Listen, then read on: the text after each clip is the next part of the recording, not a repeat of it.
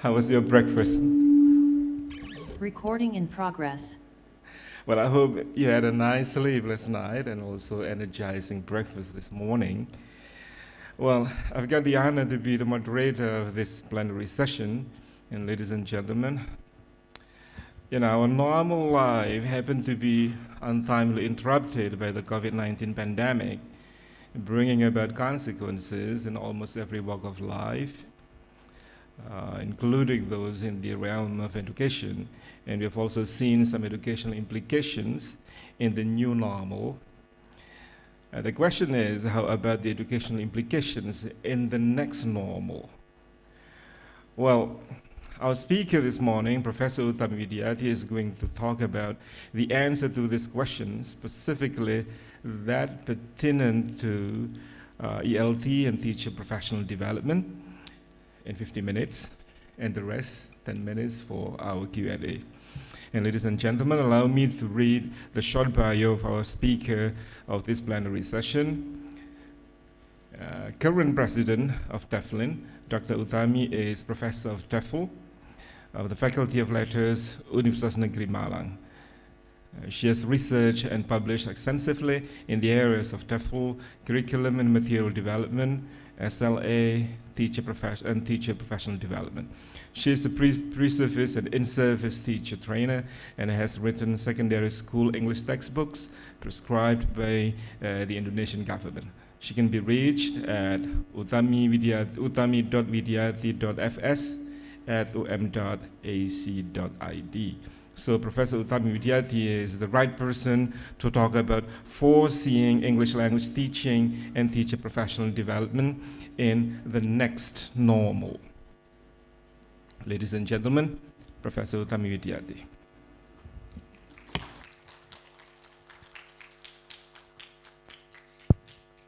Thank you, Pak Yazid. Assalamualaikum warahmatullahi wabarakatuh. A very good morning, everyone. Pak Yazid, I feel like in front of the classroom, yeah, because there are so many students of UM as well as the alumni, yeah.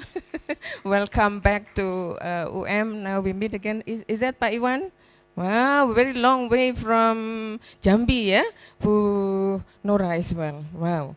Thank you very much for spending your time, making your efforts to come here to UM, to see me, to see Pak Yazid, to see Professor Ali around. And then when somebody asked me to use this pointer, I actually wanted to review because yesterday I saw Professor Greg Kessler found problem with this one. He is very good at technology, and I am illiterate in technology. Yeah.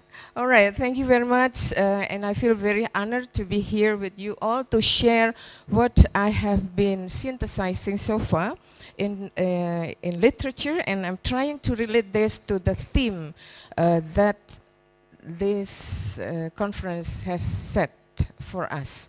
So hindsight again, insight and foresight. So basically we try to understand what research says about COVID-19, and because of that we will see the trends of the research from the period of 2000 to 2022. And I started talking about the research first because from research we can result in theory, and from theory we can actually better the quality of the life of living and non-living creatures. And I read this one from Professor Ali's book, I Teach What I Believe. Have you read that? I think the students of Prof. Ali have the book, yeah?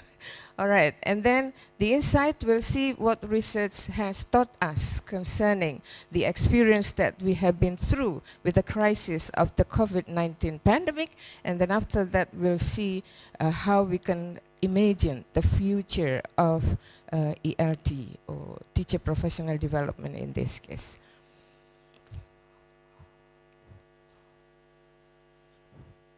Right, so from Web of Science, with the keywords that we inserted, that is education, and then we talk about articles in English, in this case, as the scope. So we exclude book chapters. We also exclude early access articles. So we just focus on articles published in Web of Science. And then we came up with the results about 47 something of articles reported in between 2000 to 2022. And then we tried to limit this to 100 most cited articles. Yeah? And the distribution can be seen here from the 100 most cited articles.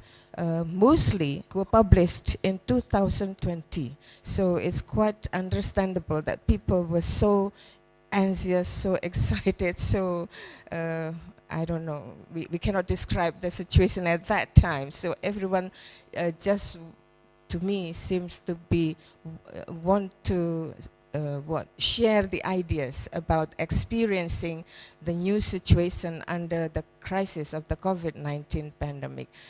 And then 2021, we have 21 articles. And then from the most cited articles, we check, yeah. It turned out that 60% of the articles talk about topics related to COVID-19 and 40% unrelated to COVID-19. And the distribution of the studies by country, Ibu Bapa, ladies and gentlemen, you can see on the slide that we have international, we have undefined as the most cited articles. Yeah. Why international? Because we could not trace the origin of the country of the authors. Yeah. Perhaps this is about multidisciplinary topics. Yeah. And then undefined here, we refer to something related to systematic review, conceptual reviews. And then I highlighted there that from Indonesia, there were 2 articles that were most cited by authors. And one of them is quite amazing. This one, Ibu Bapa. Within 2 years, 297 citations from this article. And it was written by somebody from perhaps medical background, yeah, students of dental study program, yeah. And then after that, we tried to focus more on language education. So instead of talking about education in general, we focus on language education, and we resulted here in 2,469. And then because the number is half of the previous one, then we focus on the 50 most cited articles. So we have again similar trends that in 2020 there were more articles published than 2021 or 2022 concerning COVID-19. And then after that, yeah, we limited again to English language education in Asia. Yeah. And then we came up with this number from 1,229. Of course, we cannot portray this, or we cannot show this number all in one slide. And because of that, we have to limit it, to limit ourselves again. And we came up with 367 by excluding anything not related to Asia. So it's a bit surprising that we have quite similar trends in terms of number from 2020 to 2021. So we can project that perhaps in 2022 the number will be similar because it's still in the mid of 2022. Now this is a distribution. Yeah, colleagues from China seem to contribute more. And from Indonesia, we found 20 articles related to English teaching. Remember once again, Ibu Bapa, the ones that we collected the one that we retracted were from Web of Science, yeah, online database. Okay, so what can we learn from all the research reports that we have been synthesizing?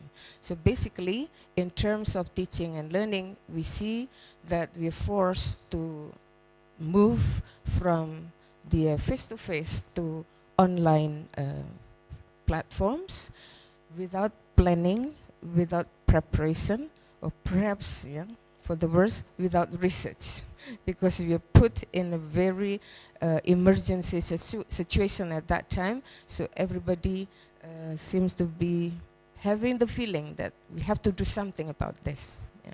So no planning, no preparation, in some cases without much digital experience perhaps. Yeah.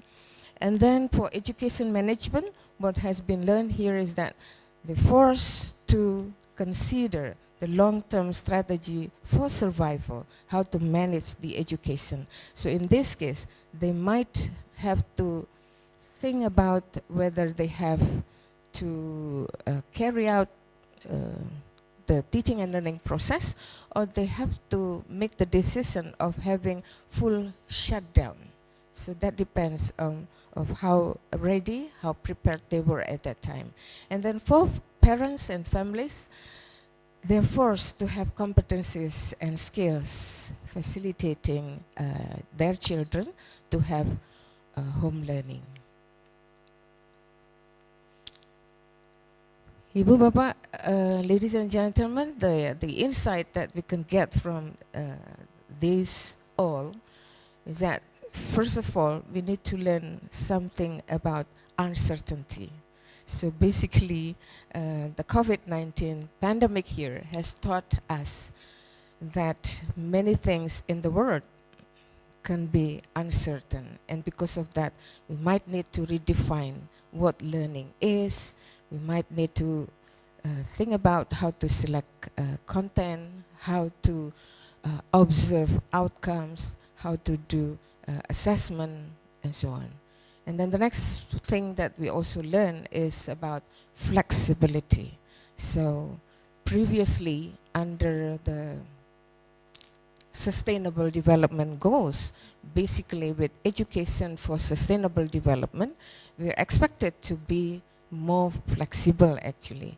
But the idea or the need for having flexibility came up when COVID-19 forced us to do so. So anything about flexibility became more real as we experienced the COVID-19 pandemic. So in this case, we have to be able to manage and to offer remote learning and teaching in total, or in our own situation in this case, and in some cases we might result in total shutdown. So again, that depends on the local conditions. Yeah. And then we might also learn how to offer more learning pathways, and because of that, it's closely related to the insight of connectivity. So we have to make sure that we have the inclusive education. And we might have thought the needy, the students with disadvantaged situation more when we experience the COVID-19 pandemic. So in this case, we have to make sure that everyone, every learners or all learners will still keep informed, and it might be that we need to connect the unconnected. So I think we from Indonesia experience many cases whereby perhaps in big cities we might not have problems concerning connection, yeah? But in some other places, even when the students have the gadgets, they might not be able to use the gadgets because of the connection. So connectivity is something crucial as well in this case. And the next one is resilience. And I think is everyone seems to agree with me that COVID-19 pandemic has taught us to be more resilient, to be tougher. Why? Because we have to face the uncertainty. So in this case, after being through from trauma and shock, yeah, we really hope that teachers, students are more resilient than before. And the last one is agency. So with the concept of agency, we see that COVID-19 perhaps force teachers, force students to have the agency. Whether you like it or not, you have to learn how to make yourself as the agent of learning, as the agent of teaching. And it's going to be hard to do, of course, if teachers themselves do not know the concept of agency. So this is something that we might want to work on for our research, for our training, for our workshops later. Right.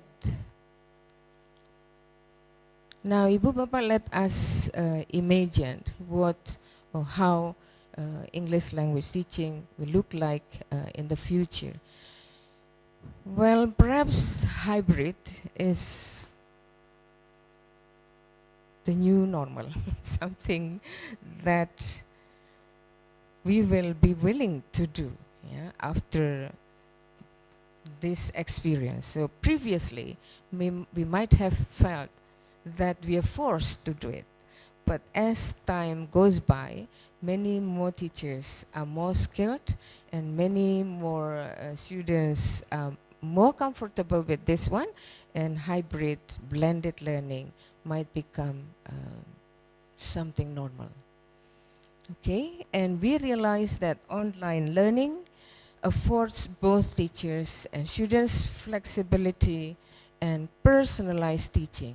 So we'll get used to having differentiated learning, differentiated instruction, even though we learn from second language acquisition theories that we need to adjust our teaching activities, our teaching materials, our teaching assessment in relation to individual differences. But when it comes to reality, for example, in the classroom, it's going to be hard for us to adjust everything to our students. However, because of this one, at least we have to rethink, we have to, again, try very hard of how to implement this in our classroom. So remember that Christian has also mentioned that variety will be the best keyword in teaching English in this case. So we have to think about various activities, various materials, various tasks in order to suit with the students' individual differences. So when we talk about individual differences, we'll think about intelligence, of course, aptitude, and then motivation, learning style, and strategies, many things. So something that we might have forgotten, yeah, that needs to be rethought, yeah, because of this one. All right, next. Many teachers are presently attempting to discover a new manner of teaching post-pandemic, and they are experimenting with a variety of blended and hybrid learning formats, and they might feel more comfortable to continue this practice. I think some of lecturers as well, when the university announced that you need to have face-to-face teaching, some of them might say, oh, I would love to have online one, right? Because I don't have to spend time traveling from home to office, and I don't have to experience traffic jam. And Malang is very problematic in terms of traffic jam. So it took me almost 40 or 50 minutes every day from home to yeah. Within 50 minutes, we might have spent a lot of things talking with our students. Yeah. All right, next. As language teachers, we still hope to have face-to-face Why? Because face-to-face learning, face-to-face interaction will provide enrichment and meaningful human interactions. So sometimes we still miss our students coming to campus. Is that correct, Pak Iwan? Yes. So we would love to have the human touch, yeah? So perhaps there should be some regulations of how to implement the hybrid learning, yeah? 50% off, 50% on, yeah? Synchronous, asynchronous, yeah? Anything that can be made more flexible. Right, Ibu Bapak, looking at the future, I think we have to talk about the curriculum, yeah, what to teach. Yeah. Of course, we should agree that we're not going to focus more on repetition, rote learning, even though in language teaching, we still need to have some repetition practice, yeah, drilling, particularly with beginners. Yeah. Those teaching in the intensive course, yeah, at the beginning of the study program, they might spend more time doing drilling, more time doing repetition. But remember once again that this not become the whole practice of doing English language teaching in the classroom. So we become to realize that no knowledge or skills can be guaranteed, yeah, to meet the needs of the unknown, uncertain, and constantly changing future. And this is for this reason, Mas Menteri launched the concept of MPKM, Merdeka Belajar, Kampus Merdeka, because after the survey, the ministry found that 81% of the graduates have found jobs unrelated to their study programs. And because of that, we now, under the MBKM, Merdeka Belajar Kampus Merdeka, we have the policy that the students are given freedom up to 60 credits of their 146, yeah, to be spent outside campus. Why? Because they are expected to know the word much earlier. Yeah. So students can have internship program equal to 20 credits. The students might join research group and it's going to be converted as also 20 credits. Yeah. They can also have membangun desa, yeah, having community service at villages, yeah, for 20 credits. So there are so many activities that students can join, and the activities here, some are organized by the ministry so that students around Indonesia can join freely depending on the requirements, yeah. Or in addition to that, we universities also offer similar programs, yeah. Ibu Bapak, I think the next one that we need to realize is that the need for equipping learners with a set of contemporary skills which includes creativity, collaboration, critical thinking, communication, anything related to the 21st century skills. And we realize that artificial intelligence is coming. Yesterday, Prof. Greg Kessler mentioned something like AR, virtual reality, augmented reality. However, I'm still in the belief that teachers are still needed, particularly for character education, for building up students with values, yeah, with norms, yeah, and because of that, human interactions are needed. So to me, artificial intelligence, yes, we can rely on machines, but with that machines, we can also add emotional and social intelligence so that we can come up with individual creativity, artistry, and humanity. So this is what profil pemuda pelajar Pancasila is actually about. And that's why in schools, teachers are encouraged to implement the profil pelajar Pancasila. Why? Because we know for sure that information is abundant and our students need to have good morals, good values, something universally accepted. Yeah. All right, now what about pedagogy, how to teach? Yes, I think we need to design more personalized learning, yeah, because of learner differences.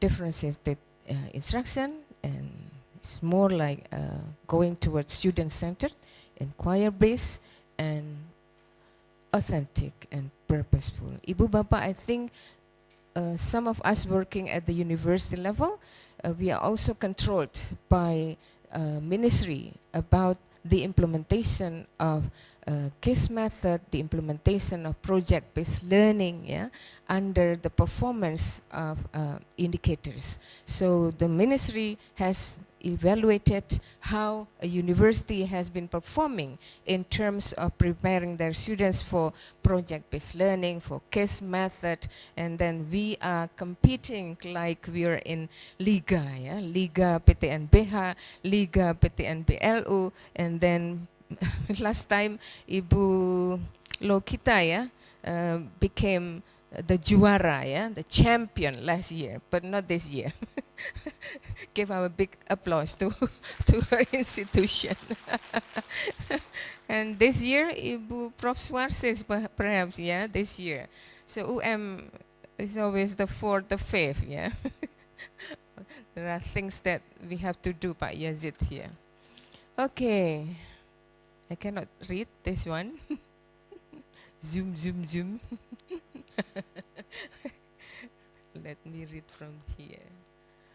Right, so basically the competencies and skills that we need to equip our students with need to refer to the 21st century skills. Yeah, I think we are familiar with the concepts of partnership 21, yeah, with P21 and so on. So developing competencies and skills to deal with the unknown and the uncertain.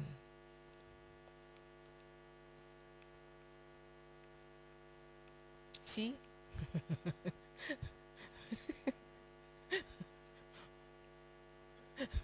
Pak Greg, what should I do? Mas Lukman, what should I do? Yes, yeah, it blocks, right? Yeah. Somebody has to do this one, yeah? Who is supposed to do this?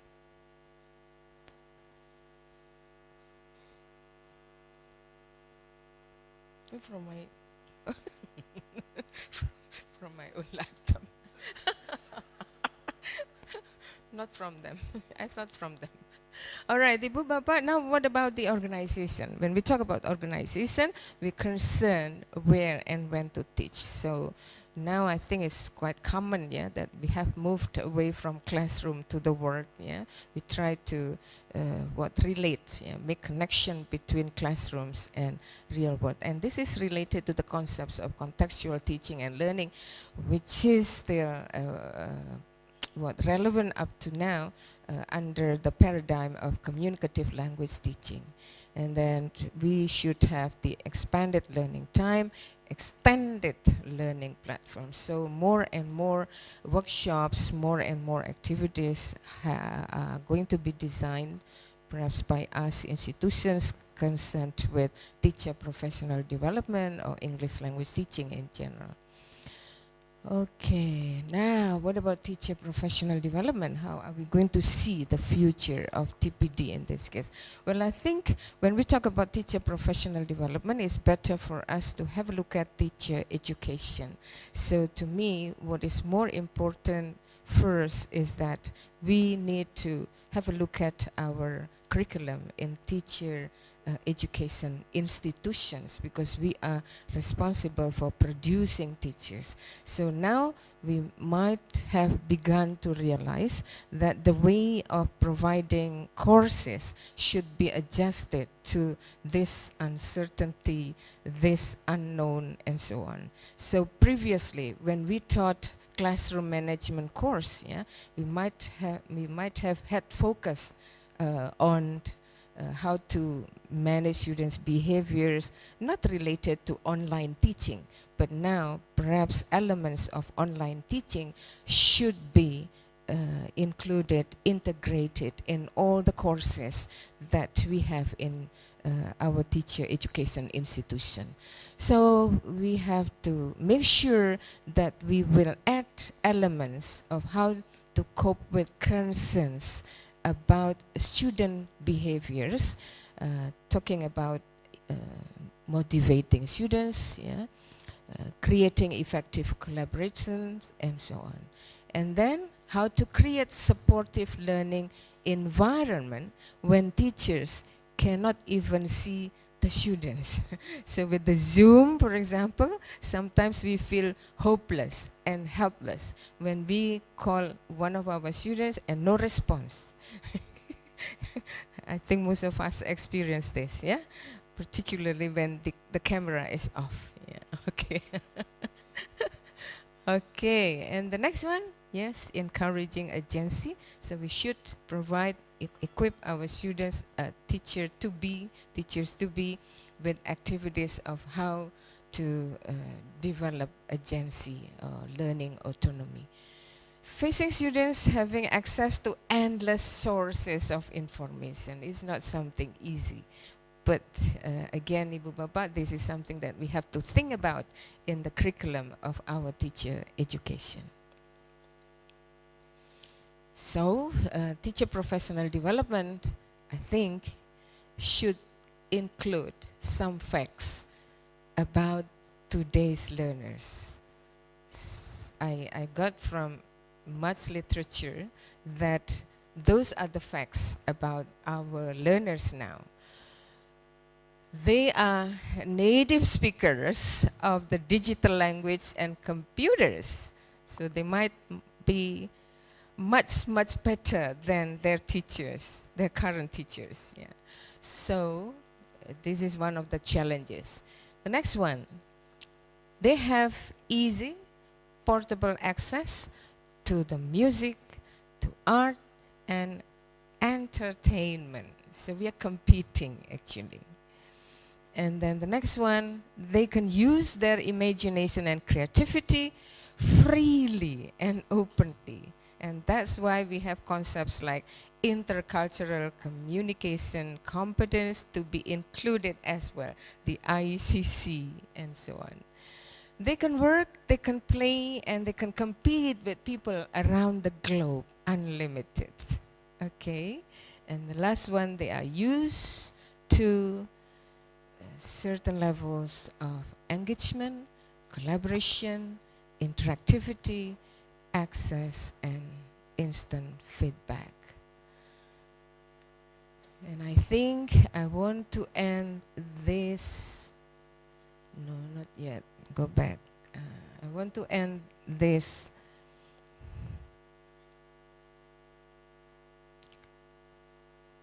session with reminding us all again with at least these 4 points. We need to have better engaging students. We need to encourage better engaging students, increasing teacher capacity, strengthening school-family connection, and ensuring students have the technology needed for learning. So I think we can work together, schools, teacher education institutions, and perhaps with parents, families, to make the best learning possible. That's it, Prof. Yazid. Assalamualaikum warahmatullahi wabarakatuh.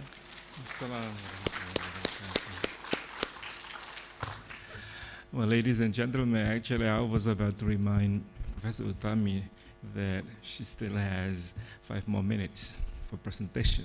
So it means that she saves 5 more minutes. So in total, we still have 15 minutes for Q&A. And ladies and gentlemen, I'm seeing you to be compartmentalized into 3, my right-hand side, center, and left-hand side. I would count those people to be part of this left-hand side. It's one compartment. Yazid, questions also come from the Zoom. See? So we have to also address our audience from the Zoom. And we have 132 joining us this time. Yes, quite many. Okay. So which one do you choose to? Would you prefer to? All right. I give it back to moderator. But okay, I just let me invite the audience from this on-site session first, before moving to the online questions. Any? Okay, from the center, one. I hope there is one from my right-hand side and one left-hand side, if there is any from each compartment. Okay, let me invite a gentleman from the second row here. Yes, would you please introduce yourself so that we all know?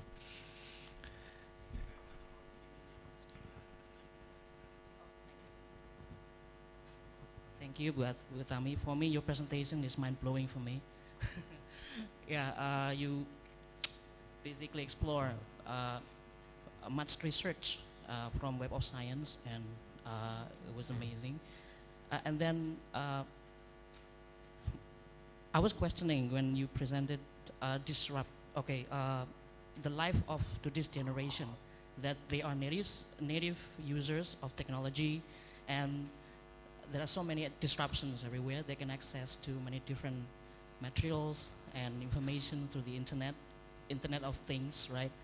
And I'm curious about what kind of procedures of designing the curriculum itself in the future, because the world is changing, it keeps changing, and disruptions everywhere. And students, when they're at home, when they are at schools, they can access different things, and teachers need to anticipate that.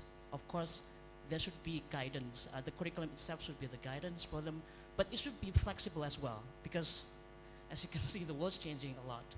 And what kind of, probably you have some procedures or some practical guidelines how to design the curriculum itself. I think it's going to be useful, especially if you can show this to the government so they can consider this kind of procedures for designing the curriculum itself. Thank you. Yes, I go directly to you. Okay, thank you for the... Sorry, my name is Restu from Karangturi University, Semarang. Oh, from Karangturi University, Bu Helena's group, yeah? Thank you. Thank you, Pak, for the question, yeah? When you ask about the procedures of how anything related to house might be addressed in a workshop, yeah, not in this very short moment, but at least from the experience that I've heard from teachers, yeah, very often teachers complain that their students spend more time doing something else than what is assigned. So when the students are given time in the classroom to explore anything using their computers, they spend more time doing other than the task assigned. And then I asked the teachers, did you also try doing that yourself before giving it to your students? No, ma'am, that's a problem. So, for example, if you give an assignment, a task, which can actually be completed by your students in just 10 minutes, in just 5 minutes, and then you give them 30 minutes, what are they going to do in the rest 25, in the rest 20 minutes? Of course, they will get bored, and then they will sneakingly behind you, they will try to check other things beyond this one. So I think, Bapak, Ibu, ladies and gentlemen, for teachers, before assigning anything to our students, it's better for us to also do some kinds of trial and error, yeah, so that we are not going to be cheated by our students. Yeah. Thank you. All right, I hope that answers your question. And I was wondering whether there is a question from my right-hand side compartment. Left-hand side? Okay, there is a lady there close to the holder of the mic. Yes, lady. Thank you. Assalamualaikum warahmatullahi wabarakatuh. Bu Utami, I'm interested in the topic here, foreseeing ELT and TPD in the next normal. As you mentioned that predicting what happens, I think I suggest you to plan what we want it to happen. So you have the voice in the policy making. So I think it is interesting to have a various mode of teaching, like some face-to-face because you want to have human touch and so on. Sometimes it needs online learning and so on. So it is a combination between on-site and virtual. It would be interesting, not just fully virtual and so on. And I think based on the problems of our classes so far, it is not always easy to provide Zoom because of the connectivity, as you mentioned, and sometimes not connectivity, but the financial problem. And sometimes some of my students, let's say, drop out from the class due to several reasons, and sometimes we cannot identify, but it is difficult for the teacher to make a wise policy of what happens when they miss the midterm test, for example, and the final test and so on. They said that they could not find a connection. Sometimes they find a hotspot in somewhere they can find. So my suggestion is that perhaps you have the voice of making a policy of making various modes of teaching and learning. Thank you, Utami. Thank you, Prof. Nur Mukminatin. Yeah, thanks for the suggestion. And the suggestions, I think, are also addressed to anyone having access to the policymakers. Thank you. All right. Well, I think I saw somebody from the middle who would like to ask a question. Yes. So the lady in the middle. Thank you very much. My name is Pratiwirnaningtya from UNESA. Good morning, Pak Yazid and Bu Utami. Terus saya bilang Yes, gini ya, go Bu on. Tiwi awas ya. Go on, Mbak Dewi. Bu Tiwi. UNESA Okay. satu langkah di depan. Bu Utami, in your position as a prominent scholar in ELT and also part of the top management at UM, I'd like to have your say about how ELT could promote global issues like gender equality, or how to address concerns like social injustice. So I'd like to know how we could see these sensitive issues, but also very important, in the ELT curriculum. So if we try to see the future of ELT, especially in Indonesia, what's your prediction? Thank you very much. Thank you, Ibu Tiwi. Yeah, I think we're lucky that we have new graduates of PhD in our faculty members in this case, and very often they are specializing themselves in issues like that. Yeah, and we in the Department of English, we also have special courses addressing this. Yeah, and we also have one expert, Bu Evi, doing with women studies, gender equality and so on. And they work together under the research groups, research clusters, and they also have topics related to this issue, so that students are also made more aware of this one. by giving them topics that they can take for their final thesis for undergraduate program. So basically, yes, we can work together, particularly with younger and more energetic faculty members. Yeah. Perhaps for me, I might belong to the jadul one, Ibu. Yeah. Pak Greg, do you know jadul? Old-fashioned teacher. So, thank you. Excellent guess. Yeah.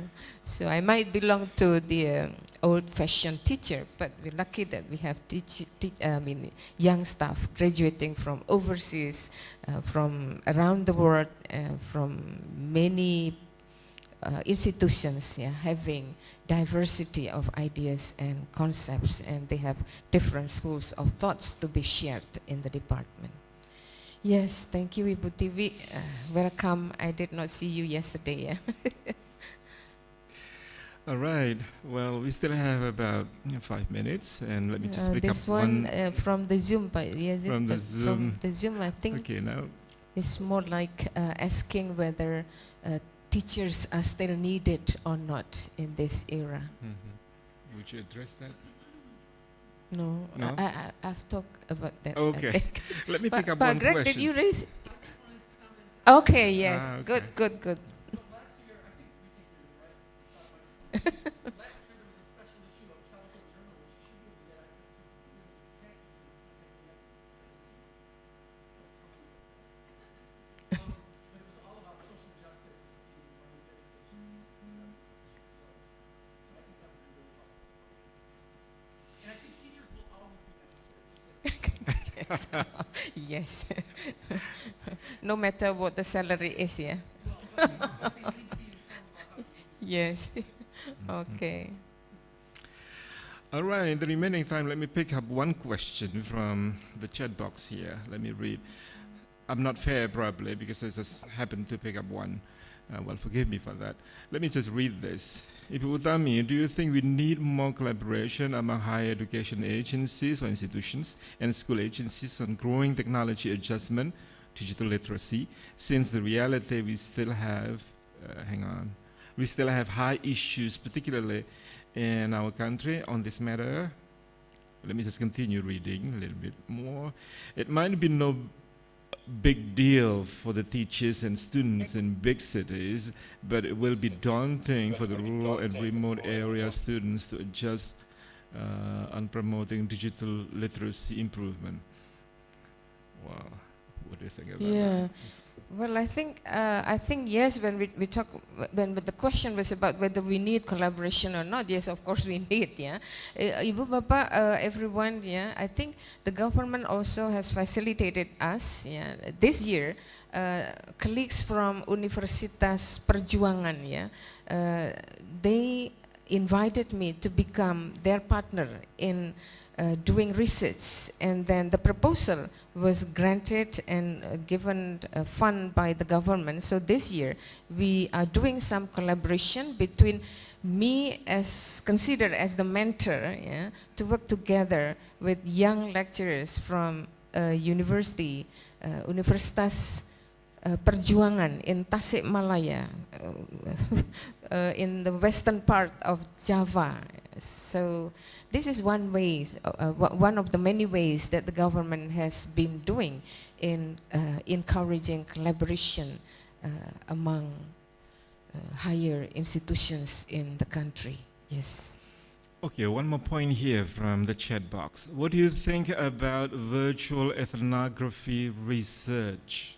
And how about the process to conduct this research? Yeah, but Greg would love to answer this one. Because yesterday you mentioned something about doing surgery for students of medical faculty, yeah, something like that. Pak Wahid, yeah, I think we need to talk about this in research review in ELT, as well as research methodology in ELT, the two courses that I'm teaching at doctoral level of Universitas Negeri Malang, not in this session.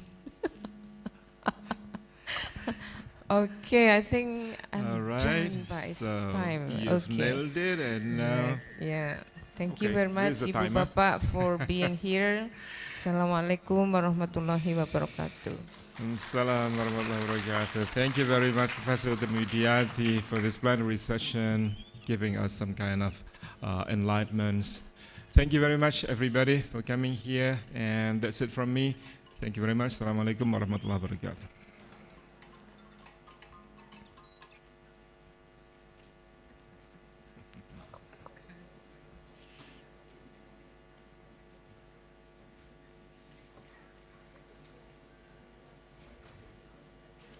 Recording stopped.